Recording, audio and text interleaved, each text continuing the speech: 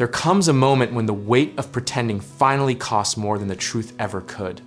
And for me, that moment didn't arrive quietly. It arrived in the middle of a Tuesday afternoon in a fluorescent lit break room when someone asked me how I was doing, and I opened my mouth to say fine, and what came out instead was something between a laugh and a sob that scared us both. I had been performing okay for roughly 2 years at that point. Not Hollywood, okay? Not dramatic movie trailer, okay? I mean the quiet, professional, socially acceptable version where you show up, you nod, you contribute to the group chat, and you go home and stare at the ceiling like it owes you an explanation. The incident itself was almost embarrassingly ordinary. My coworker, someone I genuinely liked but didn't know deeply, had just asked the single most dangerous question a tired person can hear. No, but really, how are you? Something in the specificity of that really cracked something open. I sat down at that plastic break room table, uninvited, and I told her not everything, but enough that I hadn't been sleeping, that I was exhausted in a way that rest wasn't fixing, and that I genuinely could not remember the last time I had felt like myself. She didn't say anything immediately, which turned out to be the exact right response. Here's what nobody tells you about the mask. It gets heavier the longer you wear it, but you stop noticing the weight because you stop remembering what it felt like without it. Researchers who study emotional suppression will tell you that the cognitive load of maintaining a false emotional presentation actually degrades decision-making and memory. Your brain is running a background program 24/7 just to keep the performance consistent. The irony is that I thought I was protecting people. I had convinced myself that my version of fine was a gift, that the alternative, the real version, was a burden I had no right to hand to anyone. But that logic, which feels so noble when you're inside it, is actually just fear with a selfless costume on. What followed my break room confession was not a cinematic breakthrough.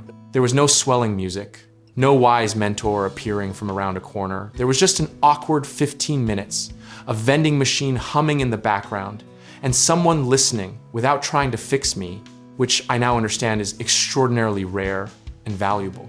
The relief was real though, and it was physical in a way I didn't expect, like the first deep breath after being underwater longer than you planned. Psychologists have a name for this: expressive writing and disclosure research. Going back to work by James Pennebaker in the 1980s, consistently shows that naming a difficult emotional experience reduces its physiological grip, dropping cortisol levels and even improving immune response over time. But consequences follow too, and I want to be honest about that, because most versions of this story skip that part. Letting one crack appear in the facade meant other cracks became visible. And some people in my life didn't know what to do with a version of me that wasn't reliably fine. A few relationships got awkward, not cruel, just recalibrated in ways I hadn't anticipated. And I had to sit with the uncomfortable truth that part of why those relationships had felt comfortable before was precisely because I had been performing a version of myself that required nothing from anyone, which is a kind of connection, sure, but it isn't intimacy. What I learned, and what I think the research, the anecdotes, and centuries of human beings quietly falling apart all point to, is that authenticity isn't a personality trait, it's a practice, and it carries risk every single time. You do it anyway, not because you're guaranteed a good outcome, but because the alternative is living inside a shrinking box. The practical lesson, if you're looking for one, is embarrassingly simple. Start smaller than you think you need to. You don't have to confess everything to someone at a break room table. You can start by just not performing enthusiasm you don't feel, not sending the "ha-ha, totally fine" text when you're not volunteering "I'm great" before anyone's even asked.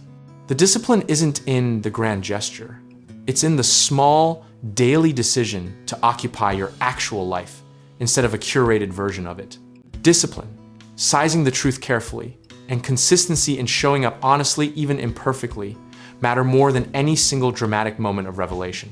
And here's the part that I find quietly comforting. Whatever response you get from people, when you stop pretending, it is information you needed. If the video found you at a moment where you're carrying something heavy, we hope this helped even slightly. And if you like what we do here, subscribe and check out all our other topics.